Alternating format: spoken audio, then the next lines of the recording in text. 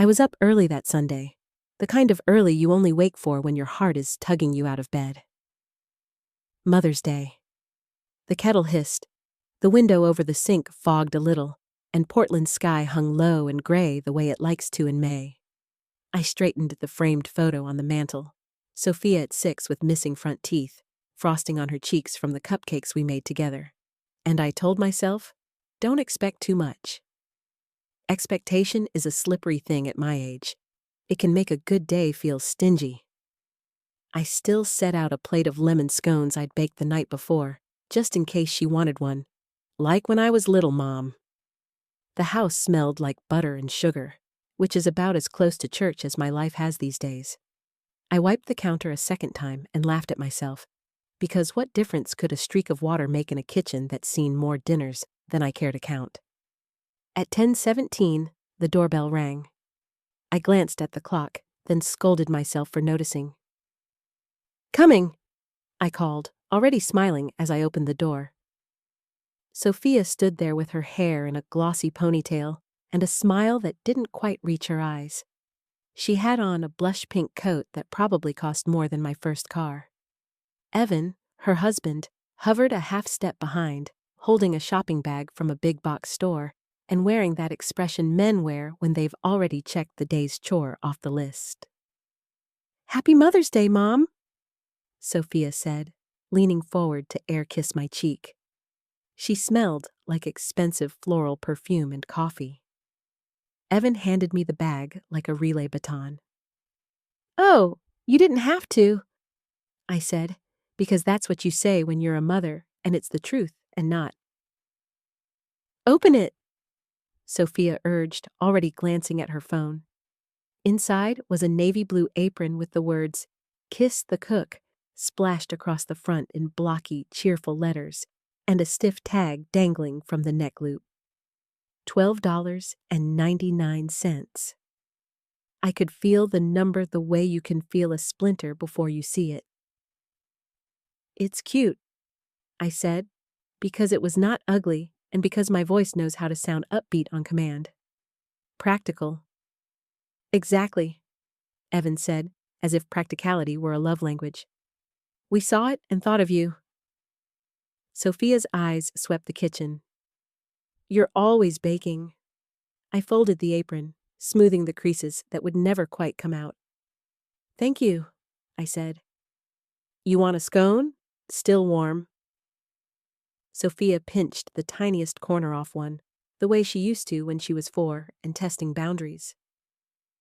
"We can't stay long," she said, citrus bright and crisp. "We're having lunch on the other side of town." "With who?" The question slipped out before I could tuck it behind my teeth. "Evan's parents," she said, then tacked on quickly. "You know how his mom gets about Mother's Day." "I do," I said, and I do. Margaret collects holidays like some people collect coins, and somehow they spend easier in her hands. Evan shifted. The shopping bag crinkled. "We just wanted to drop this by," he added, nodding at the apron now sitting respectable as a school uniform on my counter. "Didn't want you to think we forgot." Sophia looked at the clock. "We should go. Parking's a nightmare out there." I walked them to the door, watched them cross the little patch of lawn I mowed myself yesterday because the mower is old and stubborn and doesn't like the yard guys. Evan popped the trunk, and I saw, for the briefest flash, a rectangle of bright orange in the back. Hermès orange. The particular kind you only learn by accident when you've lingered too long in a magazine aisle. The trunk slammed shut. The sky decided then to spit. "Call me later," I said, lifting my hand. Sophia blew a kiss, and I caught the air because I am a mother, and that's what I do. The car slid away, quiet and new, like they all do now. Inside, the house settled. I set the apron on the chair. It stared up at me, cheerful and loud. The tag scraped my palm as I tucked it into the drawer with the tea towels. The scones sat on their plate like obedient children who stayed when everyone else left. I told myself not to make it mean something. Not every gift is a verdict. Sometimes an apron is just an apron. I poured a cup of tea and took my favorite seat by the window, the one where the light is kind when it bothers to show up. I scrolled my phone out of boredom, out of habit. A neighbor's garden, a dog in a raincoat, a cousin's baby with a grin that will ruin someone someday. Then a photo slid onto the screen and stopped me cold. Margaret, chin tilted, pearls perfect, standing in a sunlit restaurant I recognized by the velvet banquettes and two tall ceilings. In the crook of her arm, the orange box, tied with the brown ribbon. The caption, feeling thoroughly spoiled by my incredible children. Some women get flowers. I got a classic. The likes bubbled up under my thumb. Evan's, Sophia's, his brother's, his sister-in-law's. Champagne flutes gleamed in the background. The box sat like a trophy at center stage. My tea went cold on the first sip. I set the cup down and studied the photo until the pixels seemed to hum. I thought of the trunk. I thought of the apron folded in the drawer. The tag that scratched. Maybe it's not the bag, I told myself. Maybe it's a card inside an old box, some clever presentation. Maybe I don't know what I'm looking at. I carried my doubts back to the sink and rinsed the cup. The scrape of ceramic against porcelain sounded loud in the quiet. I looked at the calendar where I still marked the first day of school and the anniversary of the day my husband didn't come home. 10 years I've kept that square circled in red, as if I could draw a perimeter that grief would respect. Don't go there, I told myself out loud, which is always the first sign I am already there. Mother's Day isn't a test. It's a day. A day I got an apron for and other women got other things for, and that doesn't mean anything about love. It doesn't. I wiped the counter again. I should have been tired, but the wiping felt like start-over magic. I put 2 scones in a container and walked across the street to Carl and Marisol's place because their twins love lemon, and because I didn't want to sit in a house with a drawer that felt suddenly too full of aprons. "Happy Mother's Day," Marisol said, opening the door with a baby on her hip and flower on her shoulder. We made small talk in the hall of their busy, warm apartment. I handed over the scones and took in the miniature chaos with a smile that hurt in the best way. Back home, the light had changed. Portland was trying a patch of blue as if to prove a point. I sat again, and that's when the text buzzed. From Sophia. "Did you like the apron?" I typed, "Thank you, it's sweet," and stared at the words until they looked like someone else's. Then I hit send. Then I set the phone face down and pressed my palms flat on my knees and waited for my breath to catch up to me. There is a split second before a truth arrives where you can still pretend you didn't hear it walking up the drive. I sat in that second longer than I should have, listening to the soft tick of the old kitchen clock, an heirloom from my mother that keeps worse time every year and somehow feels truer for it.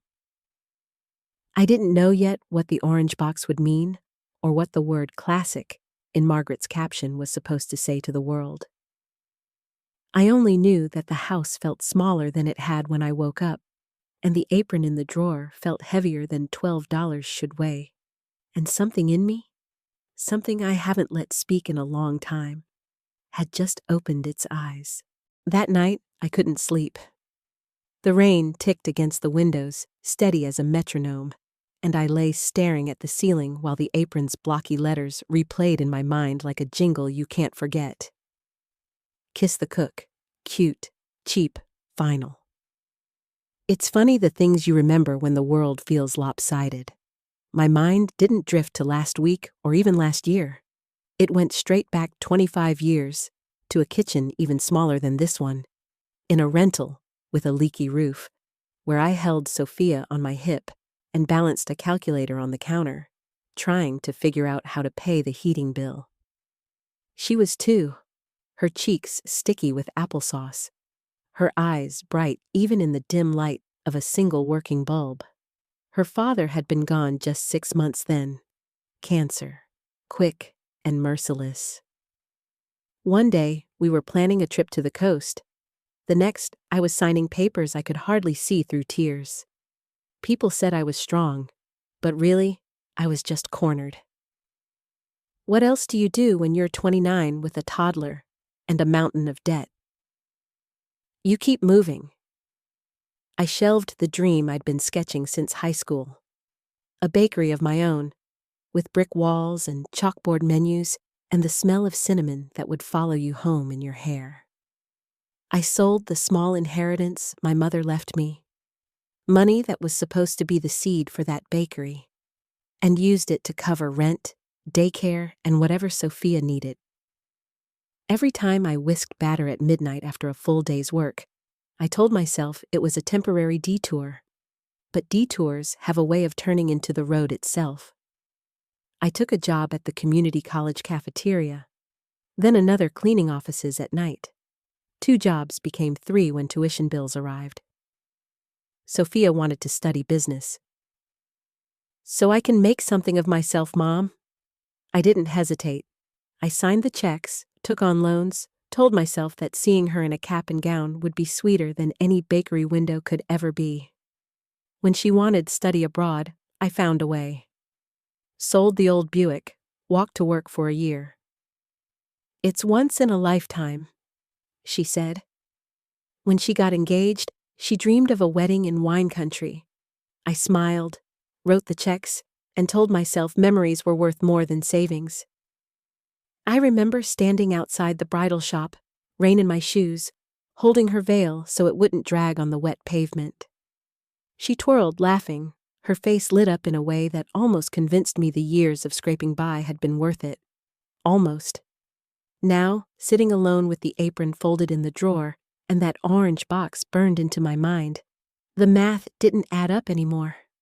All those sacrifices, sold dreams, sleepless nights, empty bank accounts, and what came back to me was $12 of cotton with a slogan on it. Not even wrapped carefully, just tossed into a bag like an afterthought. It wasn't about the money. God knows it never was. It was about meaning, about being seen, about a child remembering that her mother is more than an ATM or a safety net or a convenient babysitter. I poured another cup of tea and sat by the window, the neighborhood dark except for the glow of porch lights and the occasional passing car. My hands ached from years of work, the knuckles stiff, the nails short and plain. I thought of the bakery again, the one that never was, and realized the only cakes I'd ever baked were for Sophia. Birthdays, graduations, her wedding shower, each one frosted with love and exhaustion. The memories didn't comfort me anymore. They stung. Because somewhere along the line, Sophia had stopped seeing those gestures as love and started seeing them as her right. And I, too eager to keep her happy, had let her. I don't know when exactly she stopped calling me Mom with softness and started saying it with impatience, like a reminder I was supposed to keep providing. Maybe it was gradual, like rust spreading under paint. Maybe it was sudden, like the slam of a trunk revealing an orange box. I pulled out the photo albums from the shelf, flipping through pages of a girl with messy hair, toothy smiles, arms flung around me. I'll always take care of you, Mom. 7-year-old Sophia had scrawled in a shaky hand on a construction paper card, glitter glued in uneven patches. The card was still there, tucked in the sleeve of a photo page. I ran my finger over the glitter, rough and flaking, and felt a lump rise in my throat. I wanted to believe she meant it. I wanted to believe that deep inside the polished, sharp-edged woman she'd become, that little girl was still there, promising with all her heart. But the truth pressed harder. The little girl was gone, and the woman left behind had found new loyalties. To her husband, to her in-laws, to appearances. The house was silent except for the ticking clock. I sat there, card in hand, apron in the drawer, the ghost of the orange box floating in my mind, and I realized something I'd been avoiding for years. Sacrifice doesn't guarantee gratitude. Sometimes it breeds expectation instead. And that thought, as bitter as black coffee, was the one that finally kept me awake until morning. By Monday, the apron was shoved so far back in the drawer I almost convinced myself it hadn't happened. I baked muffins for the book club ladies, washed the curtains, went through motions like a woman who hadn't felt her stomach twist at a photo on Facebook. But that orange box, Hermès orange, unmistakable, kept blinking behind my eyelids like a hazard light. Tuesday morning, I made the mistake of opening Facebook again. Margaret's post had sprouted comments overnight. So chic. Your daughter-in-law has exquisite taste. Someone even wrote, family goals. The words turned in my gut. Family goals. I zoomed in on the photo, on Margaret's manicured hand resting like a queen's atop the box. And there, almost hidden, was the corner of a receipt poking out from under the ribbon. White slip, black print, just long enough for me to catch the faint logo. The same luxury boutique in downtown Portland I'd walked past 1,000 times, always keeping my head down because the window displays alone could pay my mortgage. I remembered Sophia's tearful call 2 months earlier. Mom, Evan's been having health issues. Insurance won't cover it. We need $10,000, just for the procedure. Please don't ask too many questions. It's urgent. My chest had clenched that night, the phone warm against my cheek, and I'd said yes before she even finished. I wired the money the next morning, thinking of Evan in a hospital bed, tubes and monitors, my daughter's hand clenched around his. I even lit a candle, prayed in my clumsy way. Now, staring at that orange box, the math lined up with a cruelty that felt deliberate. 10,000 for a handbag? 10,000 from me? 10,000 that never touched a hospital floor. I tried to swallow the lump in my throat, but it grew until it was hard to breathe.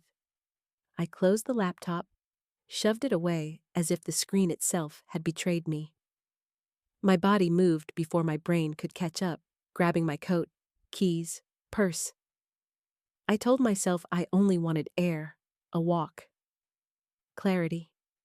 But my car seemed to know better.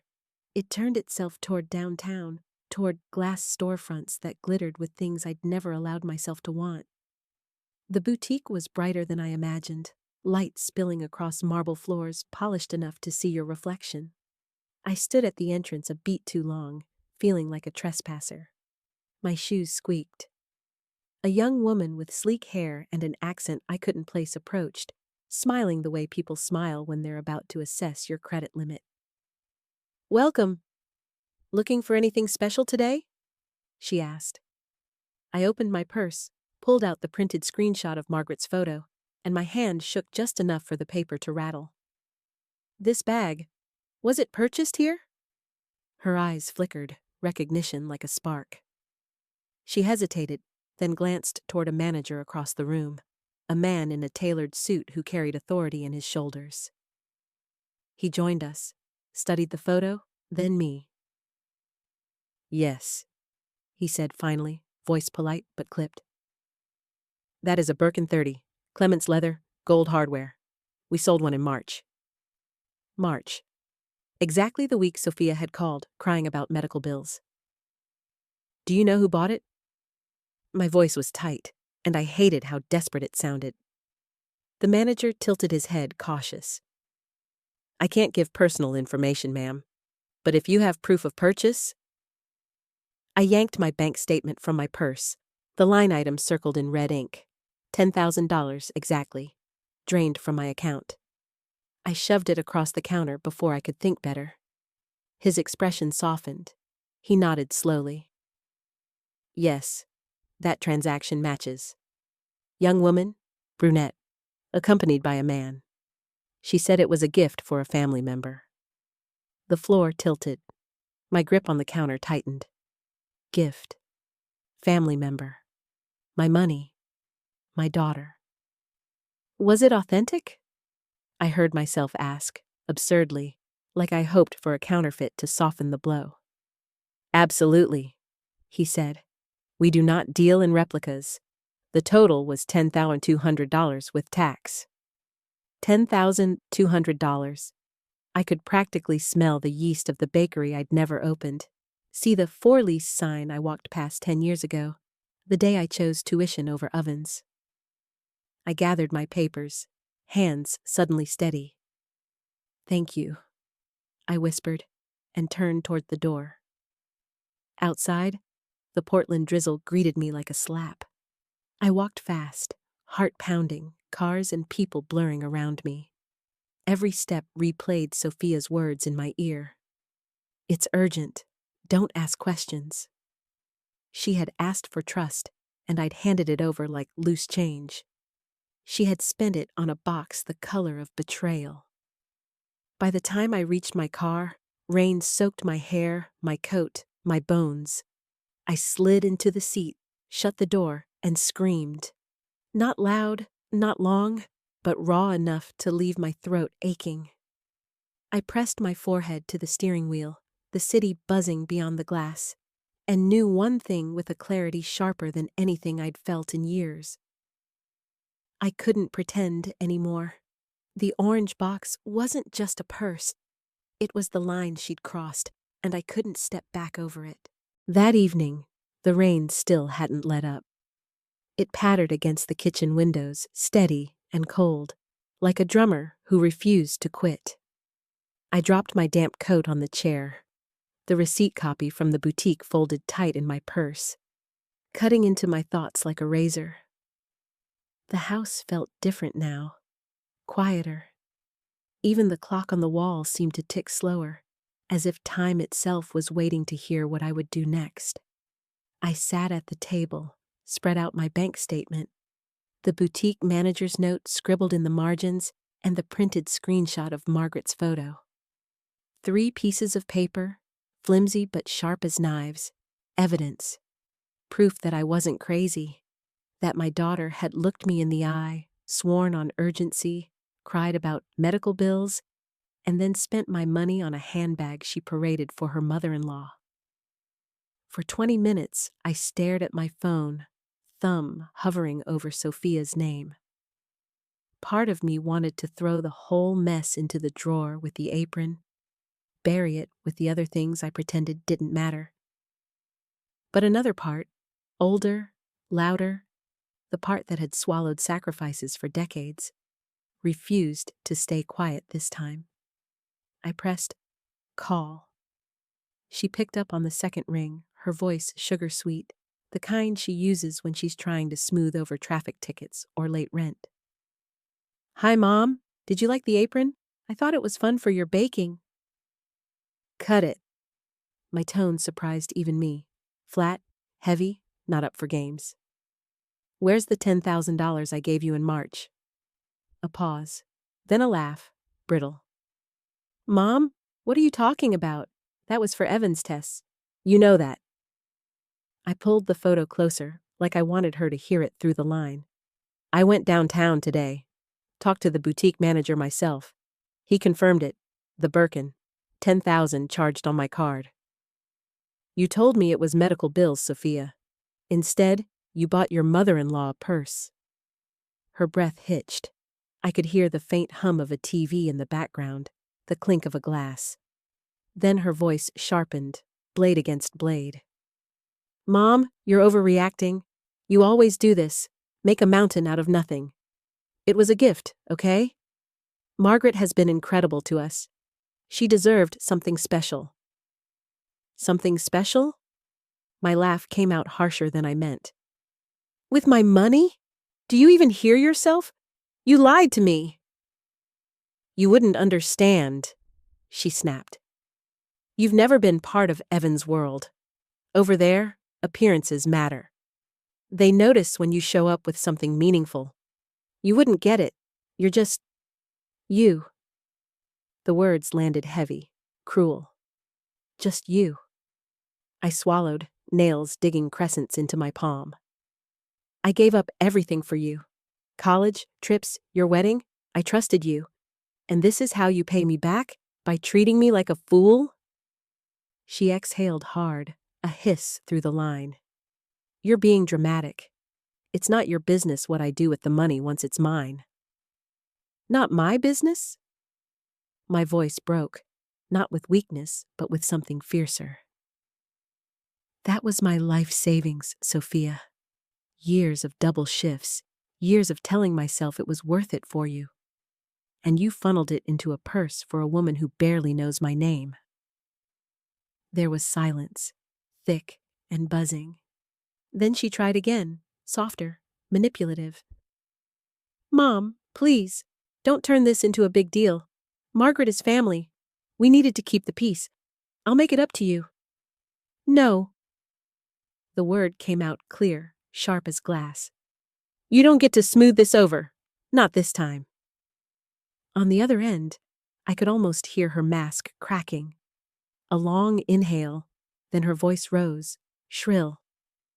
You're so petty, always holding things over my head. No wonder Dad's gone. He probably couldn't take it either. The insult sliced clean through me. For a second, the room blurred. My late husband's photo on the mantel swimming in tears, I refused to let fall. I steadied myself. Don't you dare drag him into this. This is about you, your choices, your lies. Her tone shifted again, the panic finally showing. Mom, please, don't do anything rash. Just don't cut me off, okay? We're building a future, Evan and me. We need your support. Support. That word again, as if I were a ladder she could climb, never noticing the rungs splintering beneath her weight. I hung up before she could finish. My hands shook, but not from fear. From clarity. The rain tapped harder on the window, steady as applause. I leaned back in my chair, the silence roaring. For the first time in years, I didn't feel like the woman who had to fix everything. I felt like someone who had proof, a line drawn, and a choice to make. And I knew I wouldn't let her walk over me again. The next morning, my phone lit up before I'd even poured coffee. 6 missed calls from Sophia, 3 voicemails, and a string of texts that pinged one after the other like firecrackers. Sophia. Mom, we need to talk. Sophia. You're blowing this out of proportion. Sophia. Call me back now. I scrolled through, my thumb heavy. The last message glared. If you don't fix this, don't bother being in my life anymore. I set the phone down, heart pounding, and let the kettle whistle itself hoarse. The air smelled of scorched metal and tea leaves. I poured slowly, deliberately, like every movement was an anchor to keep me from unraveling. When I finally called her back, her voice exploded through the line, sharp and frantic. Why are you ignoring me? Do you know how humiliating this is? Margaret knows everything now. She thinks I'm some kind of liar. I closed my eyes. Sophia, you are a liar. You told me it was for medical bills. You don't get it, she snapped, her words tumbling fast, brittle. You've never lived in Evan's world. You don't understand the pressure. His family expects certain things, and if I don't deliver, I look cheap. We look cheap. That's not fair to him. Not fair to him? My voice cracked in disbelief. You stole from me to impress a woman who already looks down on me? How is that fair to anyone? Sophia's laugh was high and hollow. Oh my God, you're impossible.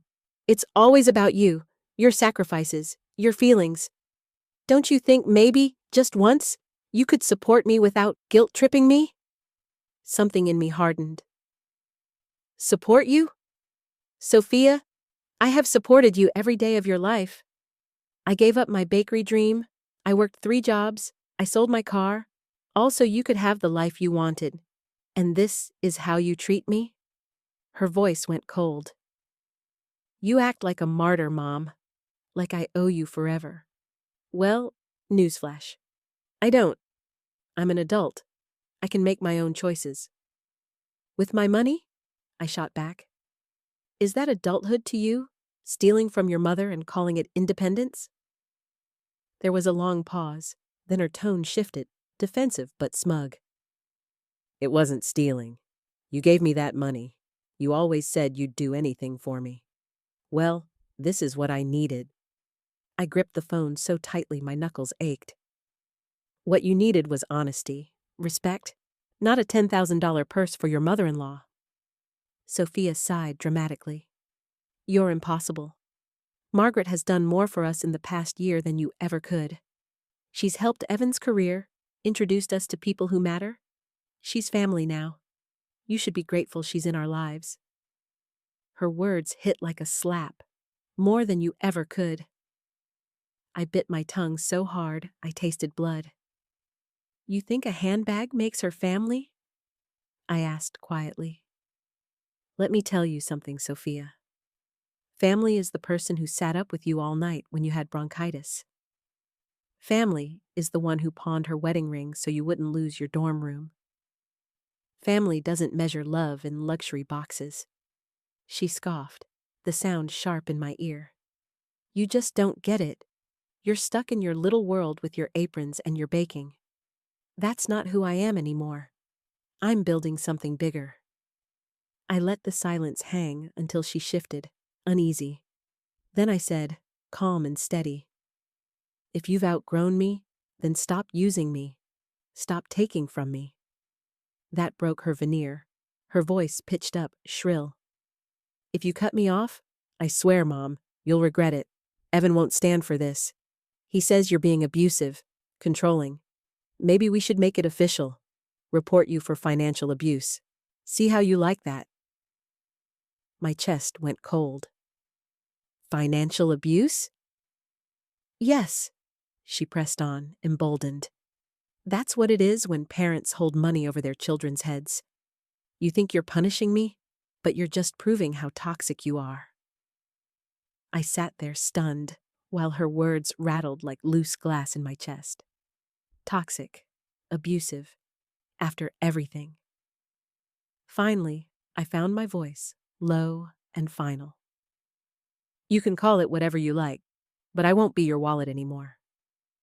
I ended the call, my hand trembling. The phone buzzed again instantly, but I turned it face down on the table. The house was quiet except for the kettle cooling on the stove, the metal ticking as it contracted. I looked at the photo of Sophia at 7, holding a handmade Mother's Day card, her smile wide and gap-toothed, and wondered how the girl with glitter-stained fingers had become the woman who now threatened me. The apron still sat in the drawer. The orange box still burned in my mind. But something else flickered now, too. Resolve. She could scream, threaten, call me names.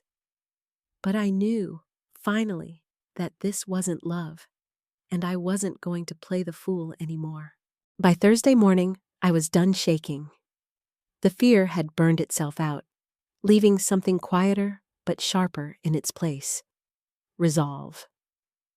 Sophia's last voicemail still sat on my phone, her voice shrill, calling me toxic and abusive.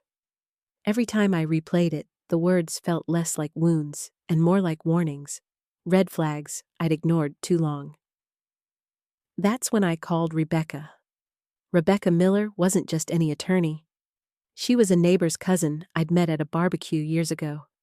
Sharp-witted and unflappable even with barbecue sauce on her blouse. I remembered thinking she had a kind smile for someone who dealt with other people's disasters all day. So when her name came up again through a mutual friend, I dialed. Her office smelled of coffee and leather-bound books, the kind that look expensive enough to impress but worn enough to comfort.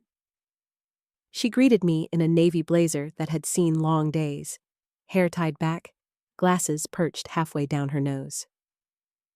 "Linda?" she said warmly, shaking my hand like she already knew me. "Let's get you sorted." I slid my bank statements across her desk, the boutique receipt, even the screenshot of Margaret grinning with her prize. She said it was for medical bills, I explained, my voice breaking only once. And when I confronted her, she called me petty. She called me abusive. Rebecca skimmed, eyebrows rising, lips pressing thin. This isn't complicated, she said finally. She used your card without authorization. It's fraud, and cutting her off isn't abuse. It's your right. The words steadied me. Fraud, right. Not guilt, not overreaction. What do I do? I asked. She tapped her pen thoughtfully. First, we freeze her access. Any secondary cards tied to your account, gone. Next, we monitor for other transactions. If she tries to pull another stunt, we'll have a clear record. And Linda... She leaned forward, eyes kind but firm. You've given enough. This isn't about money anymore. It's about boundaries. The pen felt heavy in my hand as I signed the form. My pulse raced, but my signature was steady. Each loop of ink felt like reclaiming a piece of myself. By the time I left the bank that afternoon, the air outside felt different, crisper, lighter. I'd turned in the paperwork, canceled her card, and walked out with my dignity tucked into my purse beside the receipts. The victory didn't last long. That evening, my phone erupted again. Sophia's name flashed, call after call. I let it ring, then listened to the voicemail that followed, her fury crackling through the speaker. Mom, what the hell did you do? My card just declined at dinner. Do you have any idea how humiliating that was? You fix this right now, or we're done. I mean it. Done! I set the phone down carefully, like it might explode. My hands shook, not with fear this time, but with something fiercer, indignation. She wasn't sorry. She wasn't even hiding it anymore. To her, I wasn't a mother. I was a bank. An hour later, the texts started. Sophia. Evan says this is financial abuse. Sophia. We're talking to the police tomorrow. Sophia. You're going to regret this. I sank into my armchair, the house dark except for the lamp by the window. Outside, the rain had stopped, leaving the streets slick and reflective, like the world had been polished clean. For years, I'd told myself sacrifice was love, that every bill paid, every dream deferred, every late shift was proof of devotion. And maybe it was. But devotion without respect turns into something uglier, something that rots. Rebecca's words echoed in my head. This isn't about money anymore. It's about boundaries. I picked up the phone, not to call Sophia back, but to text Rebecca. She's threatening police. What do I do? Her reply came fast. Let them. We'll handle it. Stand firm, Linda. I exhaled, long and shaky, and pressed my palm to my chest. For the first time in years, my heart didn't feel like it was dragging chains. I looked toward the kitchen, where the drawer held that apron, and I almost laughed. $12 for an apron, $10,000 for a handbag. And somewhere between those two numbers, I'd finally found the courage to say no. The police station smelled of burnt coffee and wet carpet. The kind of place where time doesn't move so much as grind. The fluorescent lights buzzed overhead, a nervous hum that matched the pulse in my ears. I sat in a hard plastic chair across from Officer Daniels, a broad man with a mustache that twitched every time he flipped a page of the folder in front of him. The folder, of course, had my name on it. Beside me, Rebecca sat straight-backed in her navy blazer, legs crossed, eyes sharp as glass. She radiated the kind of calm I wished I could borrow, pen in hand, tapping against her legal pad with the rhythm of someone who had already won. Daniels cleared his throat. Mrs. Harris, your daughter Sophia and her husband Evan filed a complaint against you. They allege financial abuse, restricting access to family funds, causing them undue hardship. My jaw dropped. Family funds? The words tasted bitter. That's my money, my savings. Every penny from decades of work. Rebecca placed a hand lightly on my arm, a signal to breathe. She leaned forward, her voice smooth but edged. Officer, my client had her daughter listed as a secondary cardholder on her account. Out of trust, Sophia exploited that trust. We have documentation that she used Linda's card to purchase a $10,000 luxury handbag under false pretenses. She slid a folder across the desk, her movements precise.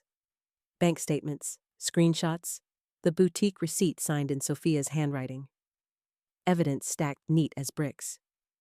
Daniels frowned, scanning. His mustache twitched again. So you're saying the funds were misrepresented?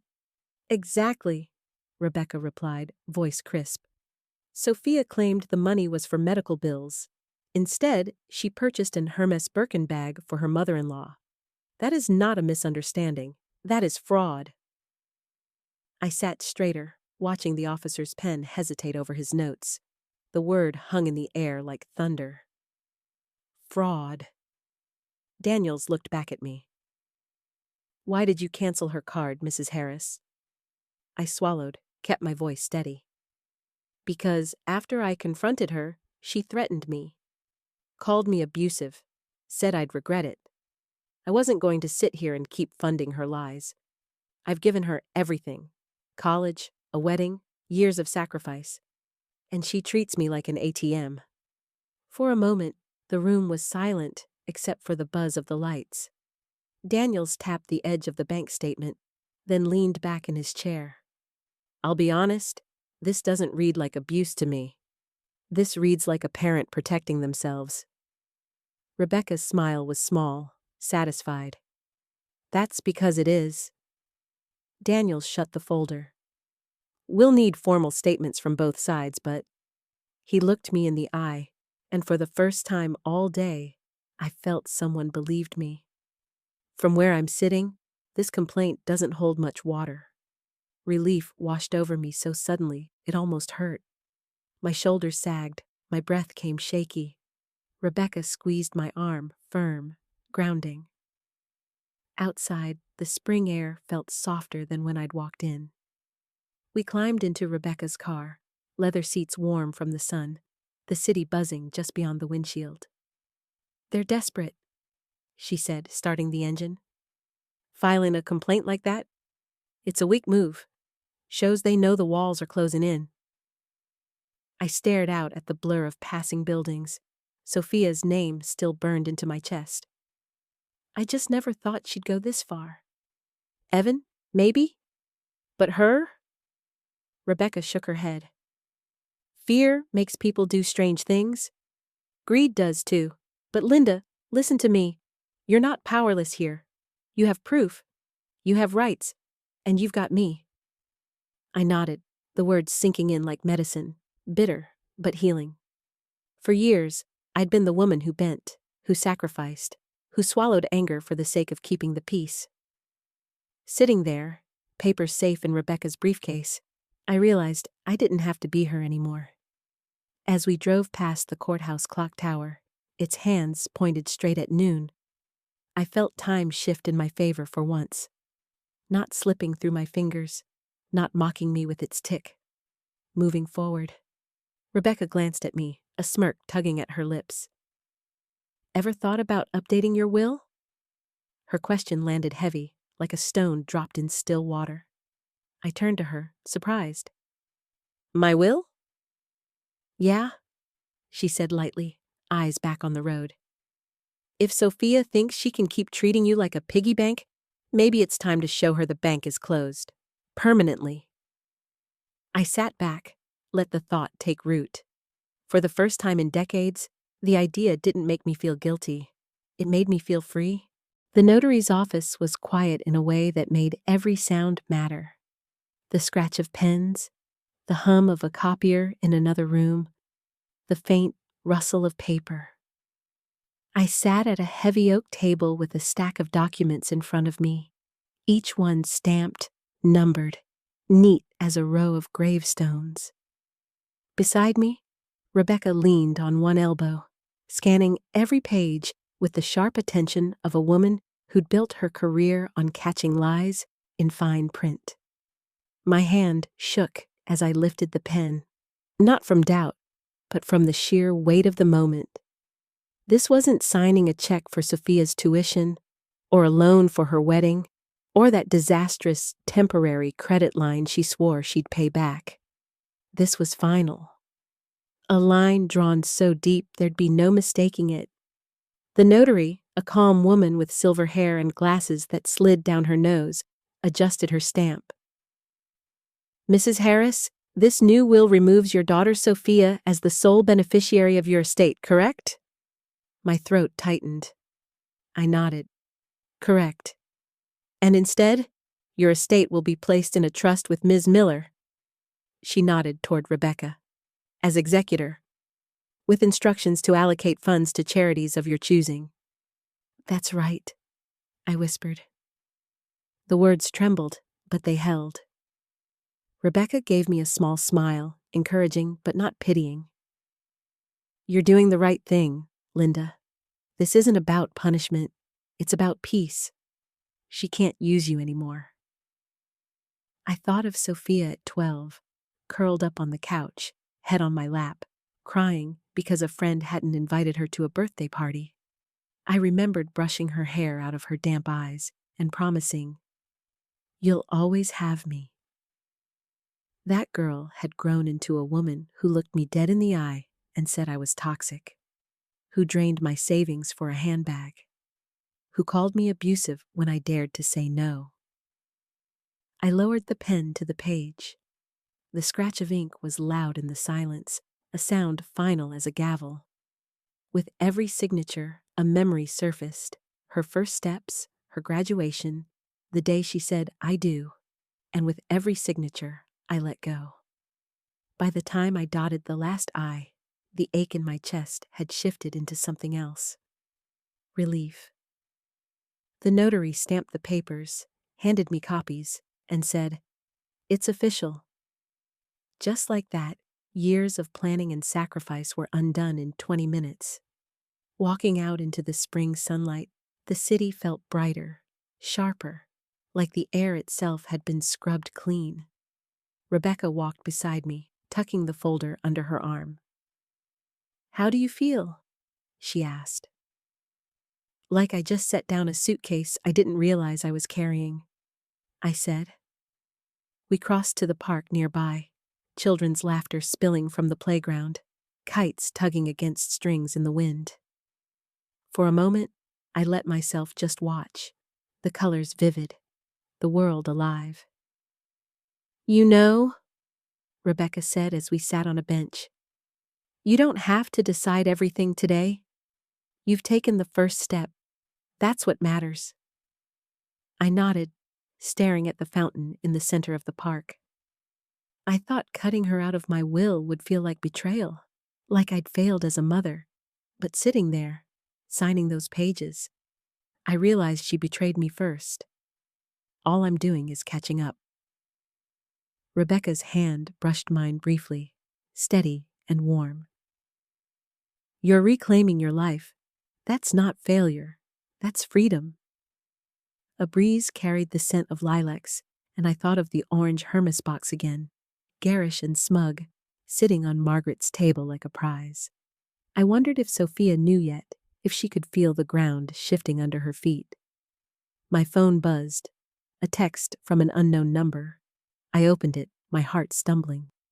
"William Carter." "Linda, we need to talk. Tomorrow. My office, 10 a.m. William, Evan's father, the man whose wife now sported the most expensive purse in Portland thanks to my life savings. What could he possibly want from me? I stared at the message, the park spinning slightly, the clock tower chiming in the distance. Whatever tomorrow held, I knew one thing.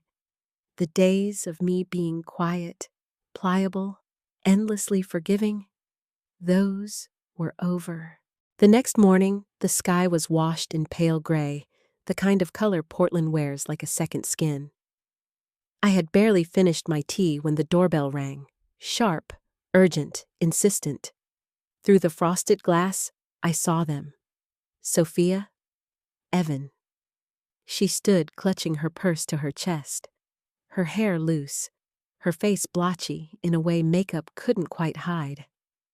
Evan slouched beside her, hands stuffed in his pockets, eyes fixed on the porch boards like they might open up and swallow him. They looked smaller than I'd ever seen them, stripped of the smugness they wore like armor. I opened the door, but only halfway.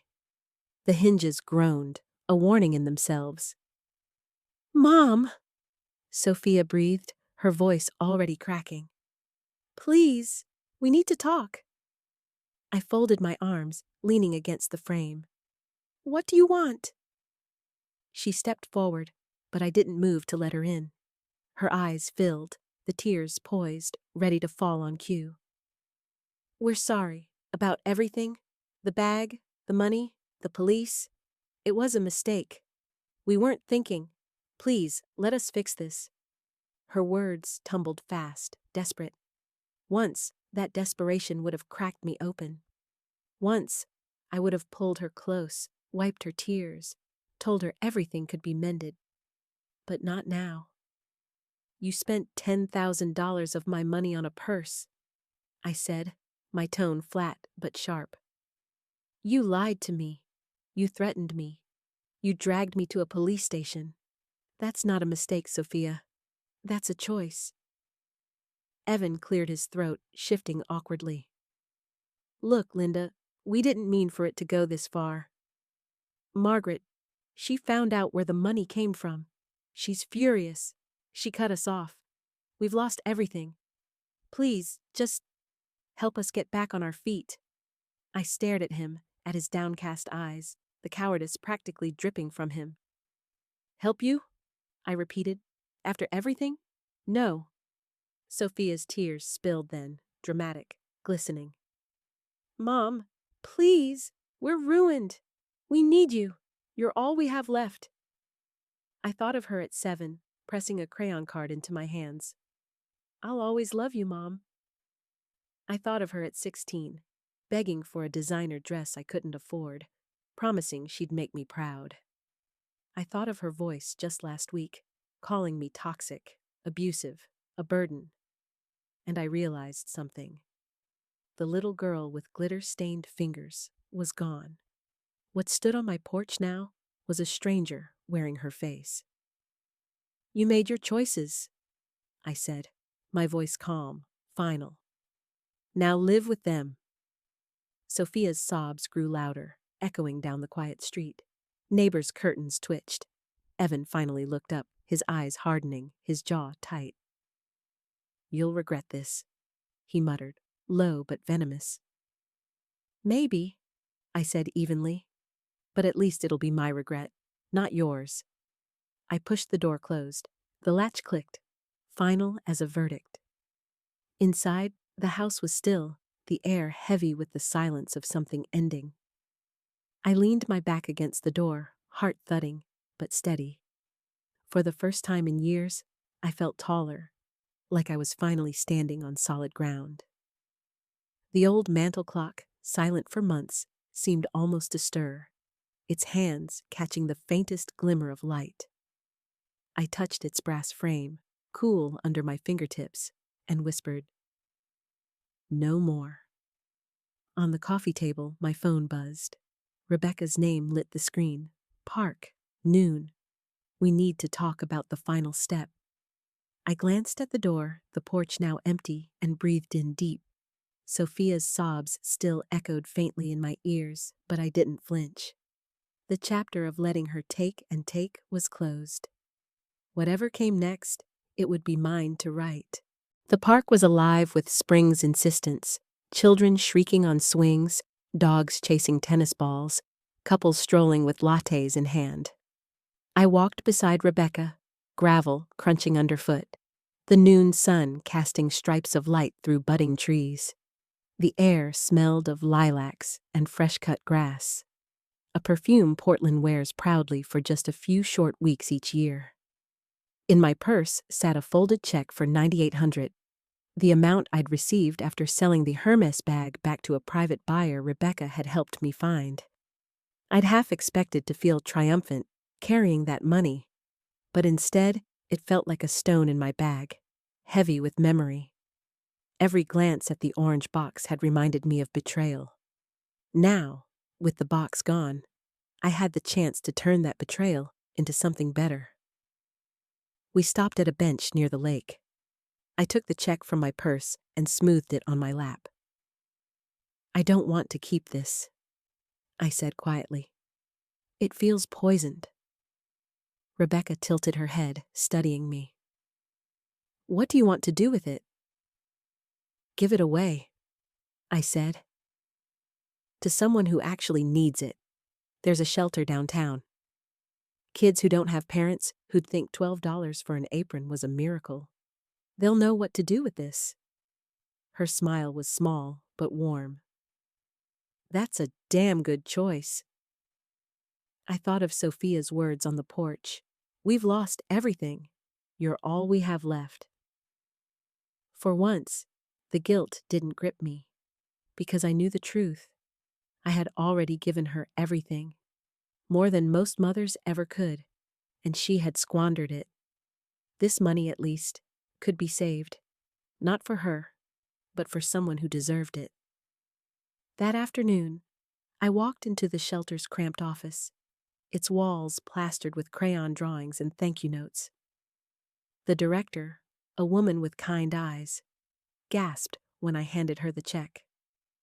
"This will change lives, Mrs. Harris. Do you know what you've done?" I smiled, my throat tightening. "Maybe I'm just finally doing the right thing." When I left, the city felt different under my feet, lighter, freer. I had taken the ugliest wound of my life and turned it into something that could heal others. Later, Rebecca and I walked the lakeside path again. She nudged me with her shoulder. "You could have bought yourself something fancy, a vacation, a new car, but you gave it away. That says a lot about you." I laughed softly. "Maybe I've had enough of things. I want peace instead." Her grin turned teasing. "Well, if you're ever feeling generous again, I'll take a coffee date." The words made me laugh in a way I hadn't in years, full and unguarded. There was a warmth in her tone, a spark I wasn't ready to name but couldn't deny. We reached the lake's edge.